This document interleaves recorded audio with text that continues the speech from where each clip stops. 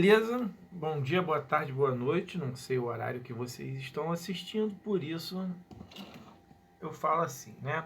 Então vamos lá com a aula número 2 aí da gente. Vamos falar aí sobre a fome, né? Falando da agricultura, sobre a fome e sua relação no processo da produção mundial de alimentos. Como que funciona isso daí? Como que vai rolar isso daí no dia a dia, né? E qual a importância de se falar disso? Por que devemos falar também nesse negócio que não é tão legal, né? Fome. Porque tem a ver se o cara tá com fome ou não, né? Isso é uma questão de empatia, gente. Vamos lá. Então vamos ver, vamos dar procedimento. Vamos se preocupar um pouco com o que está acontecendo no mundo afora, né? A fome é um dos principais problemas, é um dos problemas mais sérios do mundo, desculpa, hoje.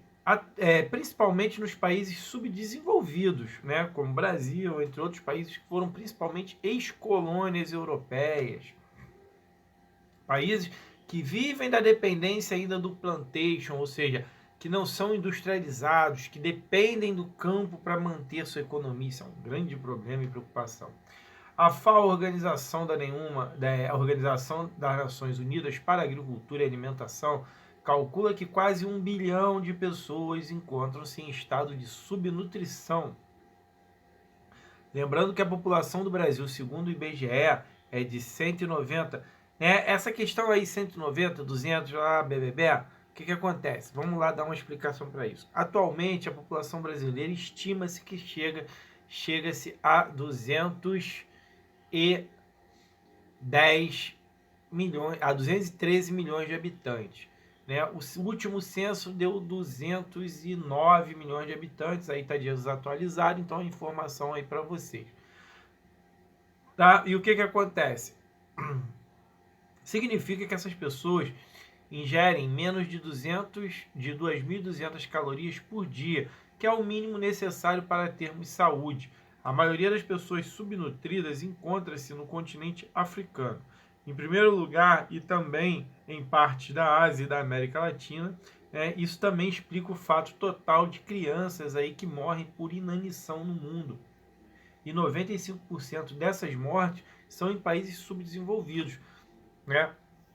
São em países, gente, aonde você tem essa questão, ou seja, uma industrialização muito fraca, uma dependência econômica do setor agrário muito grande, valorização da mão de obra é muito ínfima, ou seja, não se há valorização da mão de obra, as pessoas ganham extremamente mal, não há lei que regulamentam aí a questão de salários e tudo mais, ou que defendem o aporte do trabalhador. Isso causa aí grandes problemas, mundo afora. Aí uma fila de pessoas, para conseguir alimento aí na África. Aqui o mapa de desnutrição mundial, é um mapa aí da FAO, da Organização de Programa da Fome, da Alimentação Mundial. São organizações da ONU que tentam cuidar, ou diminuir essa questão aí da fome, da subdesnutrição, do mundo, tentam melhorar, essa situação. E isso nós sabemos que é muito difícil, porque existem políticas mundiais que são totalmente contra esses tipos de ações, A gente vai vendo aí no mapa, o Brasil entra, a China entra, outros inúmeros países entram, mas aonde a gente vê que é crítico, tá lá no continente asiático, ó. Lá no continente asiático não, desculpa, africano. Na Ásia também, na Índia, na Mongólia, a gente vai encontrar uma situação, mas na África, que é esse tópico 5 aí, ó, mais de 30%, da população, muito alta a situação. O Brasil, mais ou menos, a América do Norte, Europa, todo mundo no azul, Argentina, bem baixo aquilo ali na Austrália, mas, o Brasil está no alerta, agora a África e a Ásia já está no vermelho, Então, temos aí esses complicadores, Então, a ONU, ela se importa um pouco com isso também.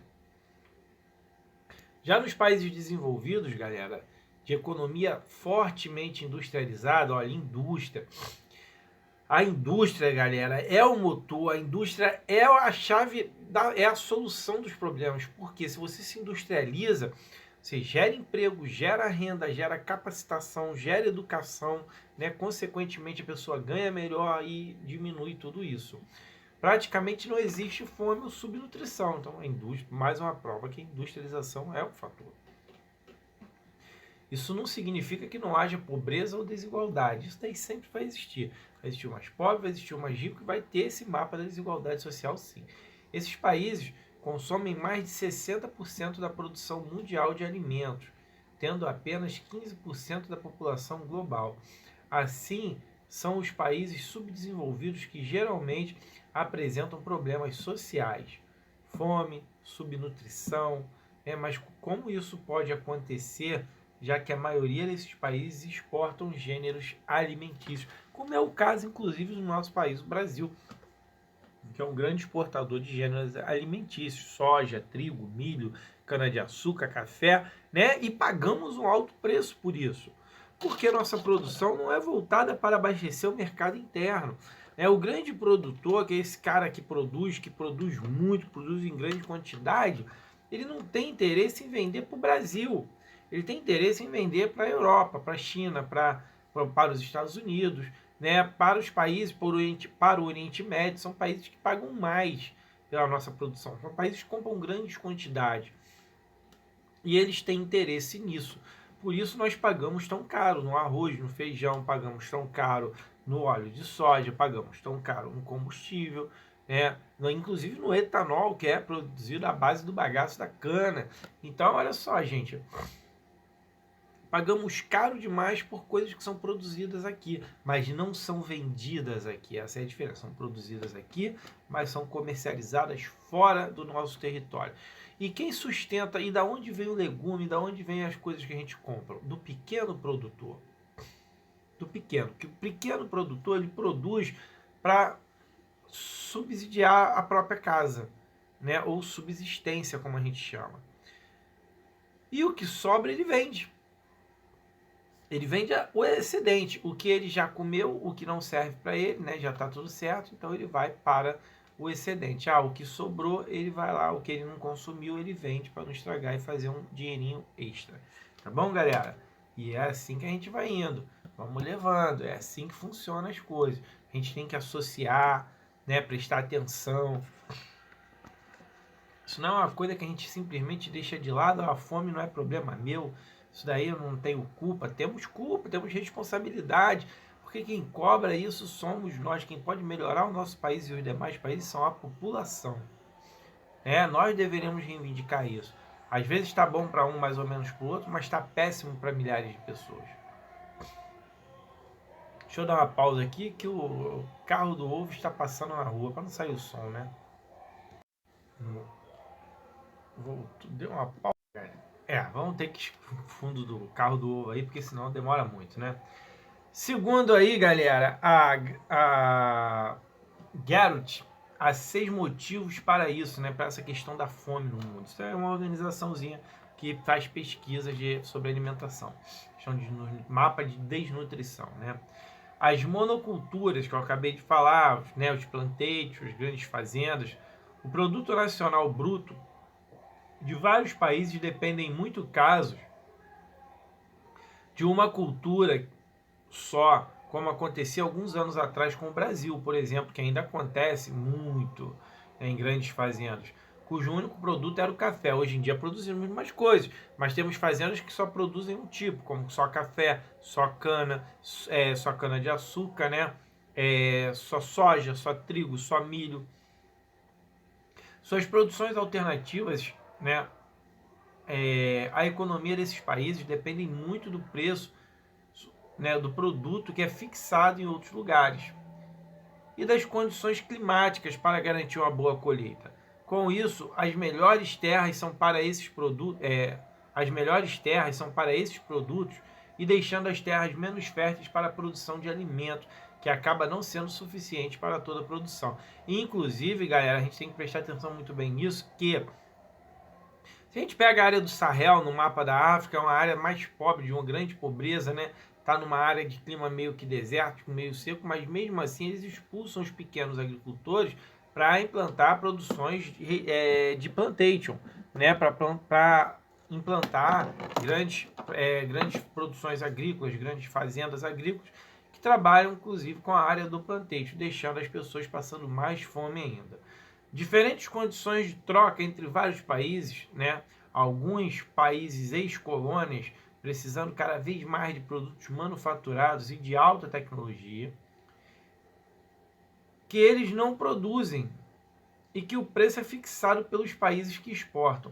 Os preços das matérias-primas, quase sempre o único produto de exportação dos países pobres, são fixados, de novo, pelos países que importam, gerando um custo muito maior com as importações do que com o lucro de exportação, né? Então, nós temos muito essa diferença, como eu já tinha explicado aí. A gente vai ver que o interesse real é vender para fora. É vender para fora. Eu vendo minha produção toda para fora, eu não tenho interesse em vender. No Brasil, há uns anos atrás, houve um episódio de que o Brasil produz muita laranja. Os Estados Unidos, acho que é o maior comprador de laranja do Brasil. Suco de laranja pasteurizado. Agricultores de São Paulo usaram um agrotóxico que talvez nesse período não fosse permitido nos Estados Unidos. Os Estados Unidos barrou isso na fronteira, devolveu toda a produção de suco de laranja. Claro que isso foi a medida protecionista dos Estados Unidos, mas a questão é que não vem ao caso isso agora. Ou seja, devolveram toda a produção de laranja do mercado brasileiro. Muita laranja. Os agricultores insatisfeitos no Brasil, prestem atenção, o que eles fazem? Um protesto contra os Estados Unidos, contra o governo brasileiro, que nada a ver tinha com essa venda deles. Tá? Isso aí é uma coisa privada, não é uma coisa de governo que vem. Mas fizeram com o governo do Brasil, que o governo brasileiro tinha que tomar atitudes contra o governo americano. Obviamente, vou tomar o quê? Vocês colocaram um insumo que não era aceito lá, permitido lá, só isso. Não, por isso eles devolveram. Todo mundo faz isso, gente. Olha como que os caras protestaram. Encheram dezenas de caminhão-pipa, né, aqueles caminhões que transportam água, suco de laranja. Pararam em frente à prefeitura, às prefeituras das cidades, né, onde eles produzem. Jogaram tudo pelo ralo da rua. Jogaram tudo fora.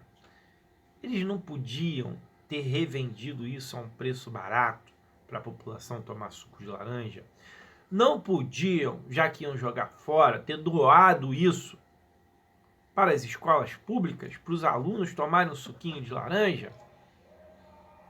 Mas, infelizmente, esses grandes produtores preferem jogar fora do que doar ou vender mais barato para a população brasileira. Infelizmente, esse é o pensamento deles. E isso prejudica a todos, não só aqui no Brasil, no mundo inteiro eles fazem isso. Eles deixam os mais pobres passarem fome, passarem necessidade. Eles jogam fora, mas não doam. Esse é o grande problema. Né? Um grande problema que a gente tem. Multinacionais são organizações em condições de realizar operações de caráter global, fugindo assim do controle dos estados nacionais ou de organizações internacionais. Querem conquistar mercados, investindo capitais privados e deslocando produção, né, onde os custos de trabalho, energia e matéria-prima são mais baixos e os direitos dos trabalhadores ou direitos trabalhistas limitados, né? Poucos direitos trabalhistas. Estão querendo fazer no Brasil atualmente, né? Acabar com os direitos trabalhistas para o operariado ficar sem direito. Controlam 40% do comércio mundial e até 90% do comércio mundial dos bens de primeira necessidade, ou seja, alimento, alimentação. São as grandes empresas, Del Valle, de suco, né, a Deis, Friboi, são empresas de carne, né, Maturato, são grandes empresas que compram toda a produção e passam a dominar um determinado mercado. Né? Isso não é muito legal, porque isso acaba prejudicando quem não tem condição de comprar, né, tendo em vista hoje o preço da alta da carne aí.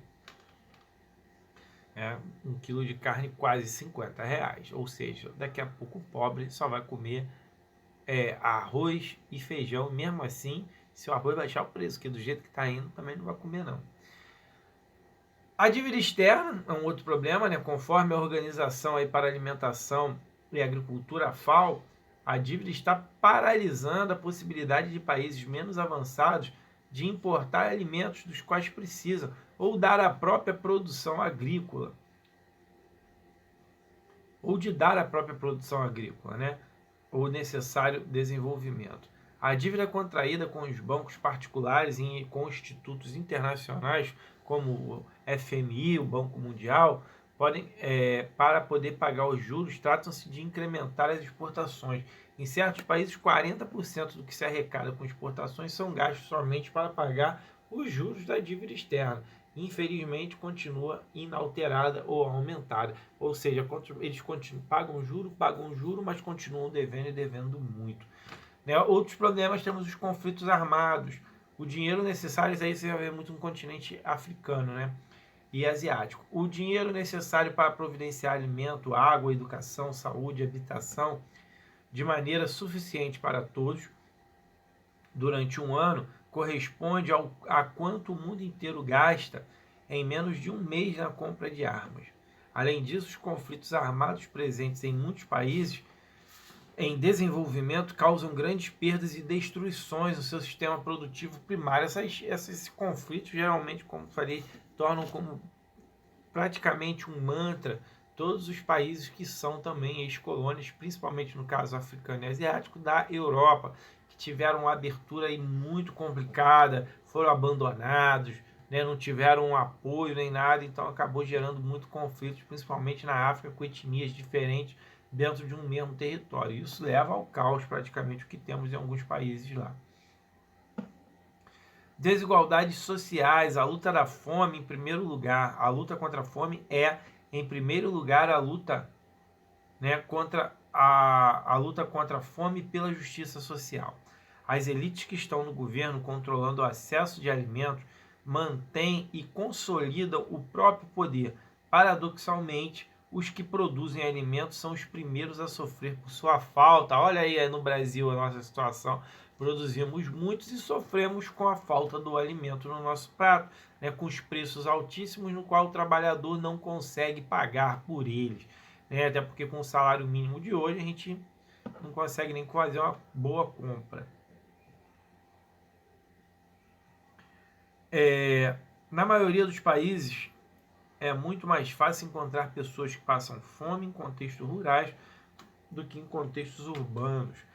Não só aqui no nosso caso, mas também em países da África, no Nordeste brasileiro, sertão brasileiro, temos muito problema, com as pessoas que são expulsas das suas terras também para as grandes fazendas. Preste atenção no território brasileiro. Não apresenta áreas que impedem a prática da agropecuária. Até no sertão nordestino de clima semiárido, cultiva-se algodão, arbóreo e cria-se gado, desde o período colonial. Desde que irrigado, o sertão nordestino poderia ser um grande celeiro de bons produtos agrícolas para o consumo interno e para a exportação. Porém, apenas cerca de 28% da superfície do território brasileiro é ocupada por atividades agropecuárias, galera. Aí temos aí um mapinha, aqui vou demonstrar agora, que mostramos aí essa questão aí do mapa brasileiro, o que é produzido. Vou chegar para aqui assim para vocês poderem dar um zoom, voltando lá. Deixa eu voltar aqui. Aí, para vocês poderem dar um zoom depois e abrir aí, vocês identificarem melhor o que é produzido, né? Mas temos no norte o dendê, no nordeste o babaçu, algodão, pinhão, a mamona, no sudeste o amendoim, né? Soja, gado, também temos o café, temos o girassol, aves, suínos no sul, né? Temos dezenas de culturas aí que são interessantes, e a gente precisa, né, se atentar a isso também, porque isso faz parte da nossa cultura, da nossa história. As pequenas propriedades rurais cultivadas com o trabalho familiar, ou seja, de subsistência, tem importância fundamental no Brasil. São essas propriedades que garantem fornecimento para os centros urbanos do país. Ou seja, o que eu falei antes, eles vendem o que sobra, né, o que chega na gente. Por isso, às vezes, a gente paga um pouquinho mais caro nessas situações aí, tá, galera? Então, a gente tem que se atentar. Opa, deixa eu acertar aqui que saiu. Só um minutinho. Deixa eu dar uma pausa aqui para acertar isso aqui. Pera aí. Por isso, galera, já acertei aqui, né? Por isso a gente tem que se atentar muito e procurar, né, aprender um pouco mais sobre isso, pesquisar mais. A internet está aí, é um mecanismo fantástico de pesquisa, claro que sendo utilizado da forma correta. Vamos pesquisar, vamos ver, né, o que a gente produz, vamos tentar entender por que a gente paga caro, não somente dar ouvidos para o que o A ou o B fala, mas vamos pesquisar, vamos entrar lá, vamos pesquisar por que a nossa soja é cara. Por que a gente paga caro no óleo de soja? Você vai ver lá que é porque a gente não refina o óleo, a gente colhe e vende o grão é refinado fora do Brasil e a gente compra o óleo pronto, refinado e acaba pagando mais caro por isso. Por que não refinamos aqui? Porque não tem investimento para isso.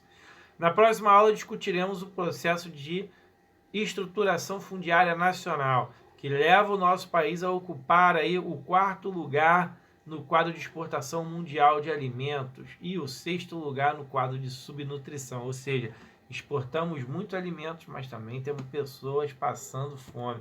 Galerinha, grande abraço para vocês. Não sei se vocês irão ver no começo da semana ou no final, mas como hoje é sexta-feira para mim, hoje é segunda-feira, desculpa, uma boa semana, tudo de bom para vocês, até a próxima aula, né? Para quem estiver vendo no final de semana, um bom final de semana. Grande abraço a todos e tamo junto, até a próxima, galera.